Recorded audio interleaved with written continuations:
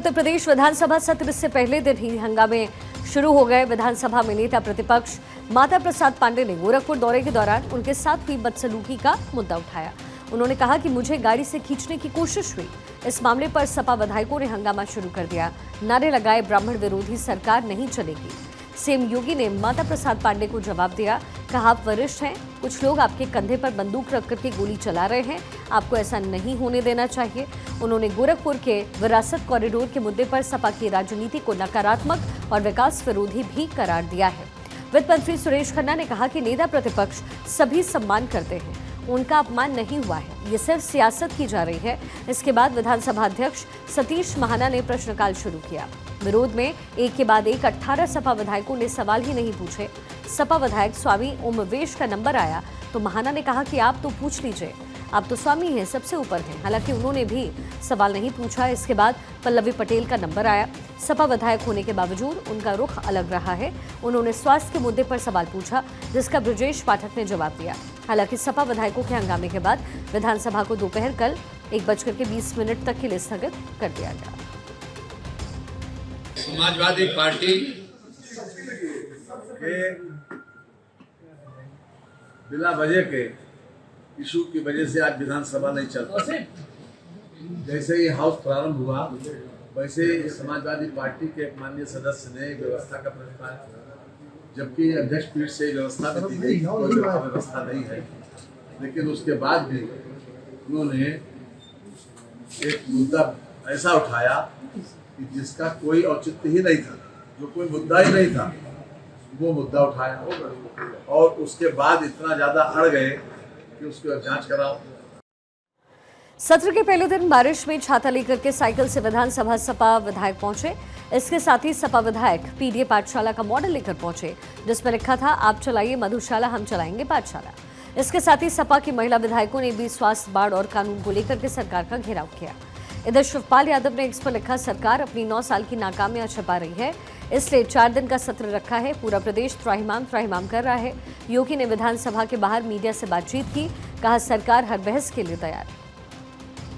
CM योगी ने कहा कि सपा को लोकतंत्र में कब से विश्वास हो गया, ये उनके मुंह से शोभा नहीं देता है। संभल में जो तांडव किया, हमें तो वहां शुद्धि करनी पड़ रही है। किसी क्षेत्र के विकास को अवरुद्ध करना हो तो सपा से सीखिए। संभल, बहराइच या फिर गोरखपुर में इन्होंने यही किया है। गोरखपुर में विरासत गलियारे का काम चल रहा है। नेता प्रतिपक्ष माता प्रसाद पांडे ने कहा, आपके जाने से 3 दिन पहले मैंने खुद एक व्यापारी से मिलकर के बातचीत की थी। कुछ लोग आपको भ्रमित कर आपके कंधे पर बंदूक रख करके साधने का प्रयास कर रहे हैं। जहां विरासत गलियारा बन रहा है वो गोरखपुर की पुरानी मंडी है। वहां का रास्ता संकरा होने और कब्जा होने की वजह से आवाजाही में समस्या है। इसे दूर कर चौड़ी सड़क बनाई जा रही है।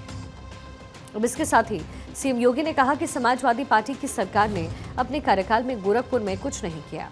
वहां के बच्चे इंसेफ्लाइटिस से दम तोड़ते थे। एनडीए की सरकार काम करना चाहती है तो आपको बुरा लगता है। विरासत गलियारे के पास ये घंटाघर है, इससे लगे दूसरे क्षेत्र में गीता प्रेस भी वही है। देखिए, समाजवादी पार्टी और लोकतंत्र ये नदी के 2 अलग अलग छोर हैं। इनका अरे सुनिए ना, तंत्र में कब से विश्वास हो गया है, कब से लोकतंत्र में लोगों का विश्वास हो गया, इनके मुंह से ये शब्द शोभा नहीं देते हैं। स्वाभाविक रूप से संभल में जो नंग तांडव इन्होंने समाजवादी पार्टी सरकार के समय किया था, आज जब वहां पर उसका शुद्धिकरण का अभियान चल रहा है, तो अगर आपको हवन डालना है तब तो ठीक बात है, लेकिन अनावश्यक रूप से हर एक जगह न्यूसेंस क्रिएट करना, अपनी नकारात्मकता से उस क्षेत्र के विकास को अवरुद्ध करना, संभल हो, बहराइच हो या गोरखपुर, ये समाजवादी पार्टी हर जगह यही करती है। गोरखपुर के विरासत गलियारे के बारे में पांडे जी, आप इतने वरिष्ठ हैं, लोग आपको अनावश्यक रूप से मोहरा बना करके आपके कंधे पर बंदूक रख करके, अब आपको कम से कम इस उम्र में इस बात का ध्यान रखना चाहिए कि इस उम्र में सब नहीं होने देना चाहिए। उन्होंने कहा सपा सरकार में प्रदेश भर के व्यापारी दहशत में थे, उनसे गुंडा टैक्स वसूला जाता था। माता प्रसाद पांडे ने कहा मेरा विरोध व्यापारियों ने नहीं किया, वहां का वीडियो और फुटेज है। सरकार से संरक्षण प्राप्त लोगों ने मेरा विरोध किया है। सरकार इसकी निष्पक्ष जांच करा ले, यदि मैं भी दोषी निकला तो सजा मिले। सपा पर सीधा वार करते हुए योगी नजर आए। सपा को लोकतंत्र में कब से विश्वास हुआ, उन्होंने पूछा। सपा के मुंह से लोकतंत्र शब्द अच्छा नहीं लगता है। संभल में इन्होंने क्या किया सभी ने देखा। सपा और लोकतंत्र अलग अलग छोर है। सपा ने अपने समय में कुछ नहीं किया। सपा हर जगह विकास के लिए उनकी तरफ से कुछ भी नहीं किया गया। वहीं शिक्षा मंत्री संदीप सिंह ने कम स्कूल होने पर ग्रांट ज्यादा मिलने की बात भी कही है और इस पर सपा एमएलसी लाल बिहारी यादव ने तंज कसा। उन्होंने कहा कि आप व्यवसाय कर रहे हैं। इसके बाद जवाब से संतुष्ट न होने के चलते सपा ने विधान परिषद से वॉकआउट कर दिया। शिक्षा मंत्री संदीप सिंह ने कहा 2017 से पहले और उसके बाद की व्यवस्था को सुधारा है। पहले कोई व्यवस्था नहीं थी, बच्चों के बैठने की कोई व्यवस्था नहीं थी, उपस्थिति की कोई व्यवस्था नहीं थी, छात्रों की संख्या बढ़ाने पर कोई बात नहीं करता था, शिक्षा का हाल बेहाल था। सपा सरकार में 3 करोड़ बच्चे ऐसे हैं जो शिक्षा से दूर थे। सपा विधायक पल्लवी पटेल सपा के हंगामे से अलग रही। उन्होंने सदन में सवाल पूछा कि प्रदेश में कितने सुपर स्पेशलिटी डॉक्टर्स की मांग है, इसके सापेक्ष कितने सुपर स्पेशलिटी डॉक्टर जिला चिकित्सालयों पर कार्यरत हैं, क्या सरकार सभी जिला चिकित्सालयों पर सुपर स्पेशलिटी डॉक्टर की मानक अनुसार तैनाती सुनिश्चित करवाएगी, यदि हाँ तो कब तक, यदि नहीं तो क्यों। डिप्टी सीएम ब्रजेश पाठक ने जवाब देते हुए कहा कि कैंसर के लिए डे केयर सेंटर भी खोल दिया गया है, कई मेडिकल कॉलेज में इलाज की सुविधा है, कैंसर के इलाज के लिए व्यापक इंतजाम किए जा रहे हैं। पैसे के अभाव में आयुष्मान योजना सहित अन्य योजना से जोड़कर इलाज प्रदान किया जा रहा है। सर सुबह से ही हंगामा हो रहा था, सदन स्थगित करना पड़ा। देखिए, समाजवादी पार्टी के पास अराजकता गुंडे के सिवाय कुछ नहीं है और उनको संविधान पर, कानून में कोई भरोसा नहीं है। हमेशा इस प्रकार हल्ला गुल्ला मचाकर सदन को डिस्टर्ब करने का काम करते हैं। सर दिल्ली में आज बैरिकेडिंग भी कूदे हैं अखिलेश। अब वो जानते हैं गैर कानूनी काम हमेशा करते हैं। तो ये उत्तर प्रदेश सरकार में डिप्टी सीएम ब्रजेश पाठक जी थे, जिनका साफ तौर पे कहना है कि समाजवादी पार्टी का काम ही है हल्ला गुल्ला करना। आज भी उन्होंने यहाँ पर हंगामा किया है और अखिलेश यादव के सवाल पर कहा कि वो लगातार बैरिकेडिंग कूदने का काम करते हैं। वीडियो जर्नलिस्ट रोशन यादव के साथ नीलेश चौहान, भारत 24, लखनऊ। वहीं योगी सरकार ने उत्तर प्रदेश में बाढ़ आपदा से निपटने के लिए सरकार की तैयारियों का एक खाका भी जारी किया है। सरकार का एक्शन, बाढ़ आपदा प्रबंधन किस तरीके से होगा। राहत बचाव के लिए 76 करोड़ 58 लाख की राशि जारी हुई है। 22 जनपद, 48 तहसील बाढ़ प्रभावित क्षेत्रों में राहत कार्य जारी है। 11 मंत्रियों को प्रभारी बनाया गया। प्रभारी मंत्री ग्राउंड जीरो पर सक्रिय हैं। 84,116 लोगों को सुरक्षित स्थानों पर पहुंचाया गया।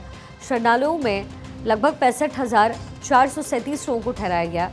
67,169 बाढ़ राहत खाद्यान्न पैकेट बांटे गए।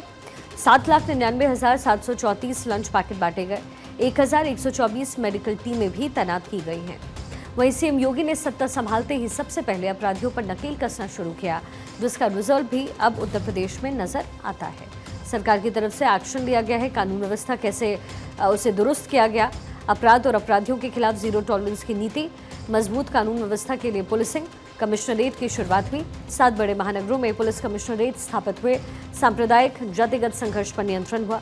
2017 के बाद कोई बड़ा दंगा नहीं हुआ। 2017 से अब तक पुलिस में कुल 2,19,000 पुलिसकर्मियों की तैनाती हुई है। 1,53,000 से अधिक पुलिसकर्मियों को जो प्रोन्नति है वो मिला है।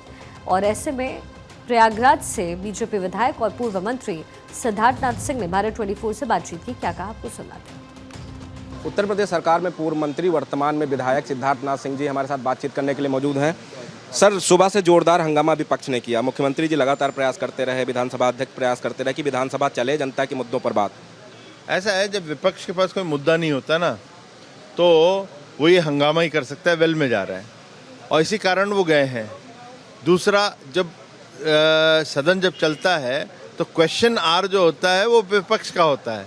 वो सरकार को कटघरे में खड़ा करा जाता है और सरकार से प्रश्न पूछा जाता है।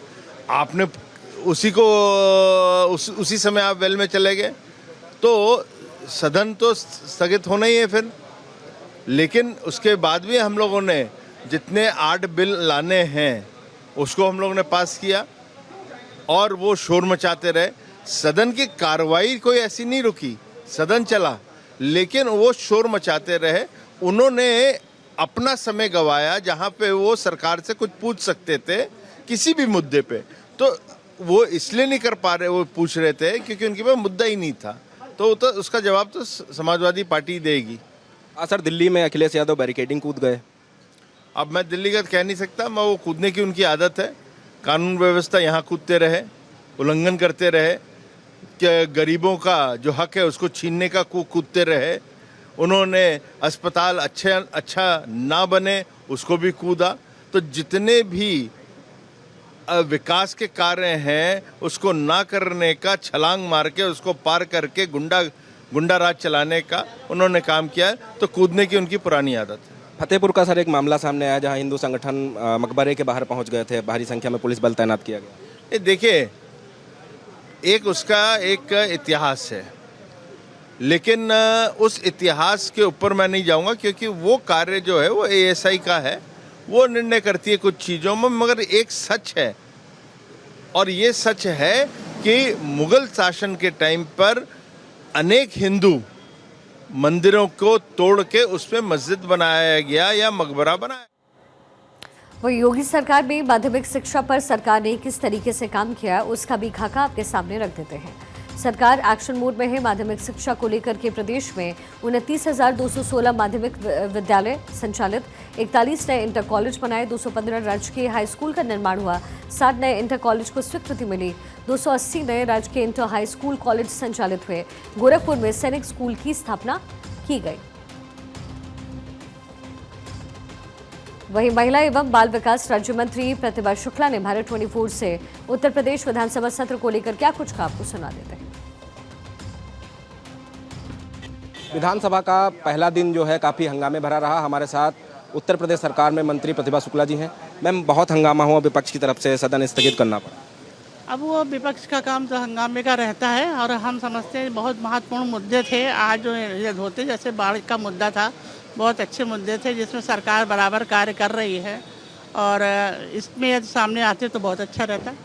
हर पहलुओं पे बात करना बहुत ज़रूरी होता है। सदन बहुत महत्वपूर्ण है, जनता की बात जाती है, और सभी जिम्मेदार लोगों को सदन को जरूर चलाना चाहिए।